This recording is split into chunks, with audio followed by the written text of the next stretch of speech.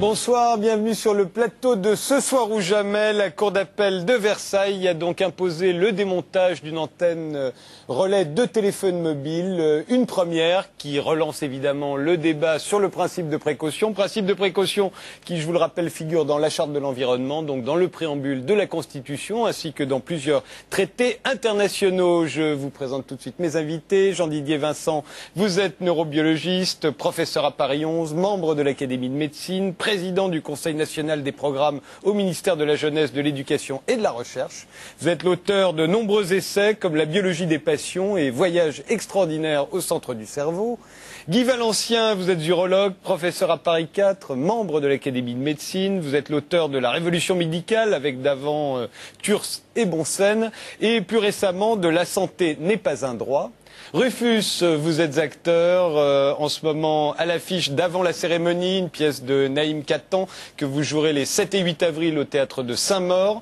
Vous êtes également l'auteur d'un roman, Si Dieu meurt, je ne lui survivrai pas, dans lequel vous dénoncez le danger des ondes électromagnétiques, aussi bien des téléphones portables que des antennes relais. Dominique Voynet, vous êtes cofondatrice du Parti des Verts, vous avez été ministre de l'Aménagement du Territoire et de l'Environnement de 1997 à 2001, c'était dans le gouvernement de Lionel Jospin. Vous êtes aujourd'hui sénatrice et maire de Montreuil et grande défenseuse du principe de précaution.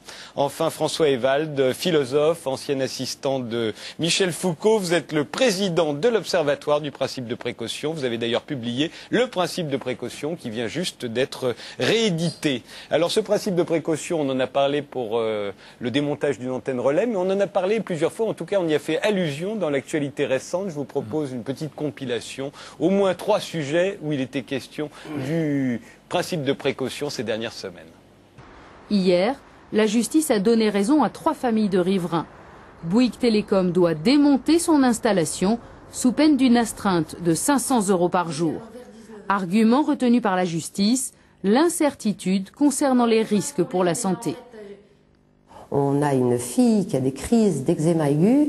Comme j'ai dit, je ne dis pas obligatoirement que c'est la faute de l'antenne.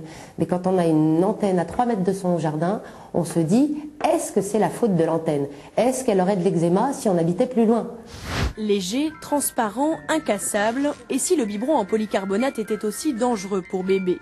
Si l'un de ces 2 symboles figure sur l'emballage, c'est qu'il contient du bisphénol A, un composant chimique utilisé dans la fabrication des plastiques.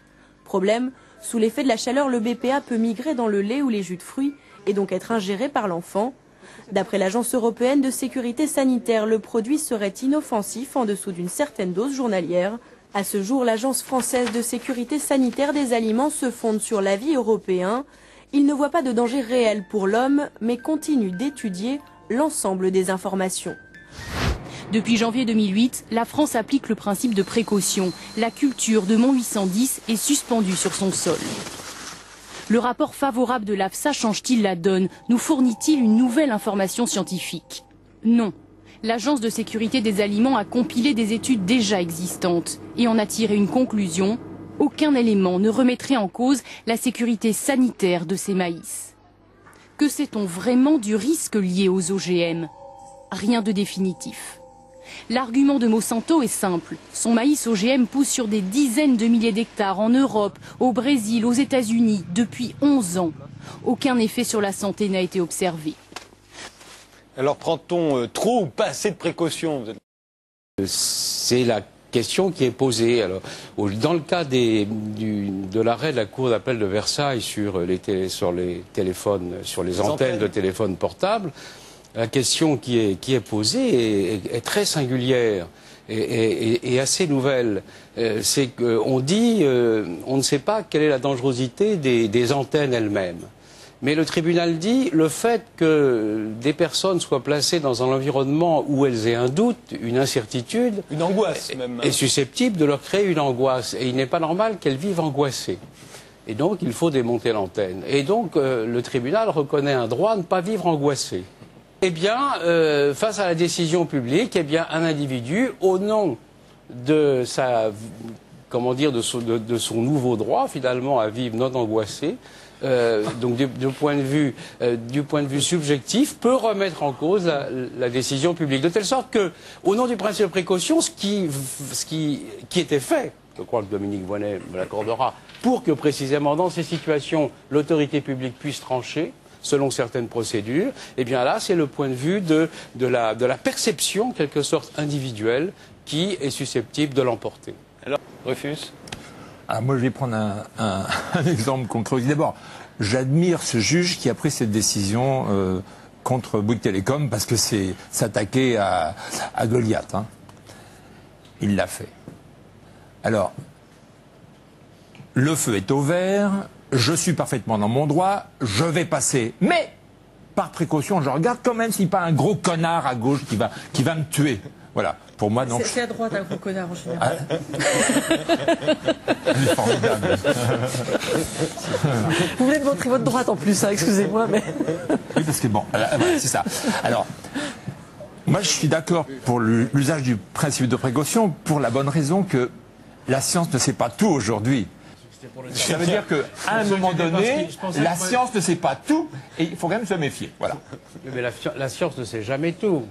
Alors, jamais. Alors, mais c'est ça tout le problème du principe de précaution, c'est qu'on nous dit que entre ce qu'on sait et qu'on ne sait pas encore, le plus important, c'est pas ce qu'on sait, mais c'est ce qu'on ne sait pas encore. Oui, parce que... et donc, à partir de ce moment-là, vous vous placez dans une situation où indéfiniment, on ne pourra jamais prendre de décision. Et finalement, de ce point de vue-là, ça voudrait dire qu'on ne pourra jamais accepter la moindre innovation. Non, mais vous avez raison, il faut défendre la vaillante industrie parce que sinon elle est liée, elle peut pas avancer.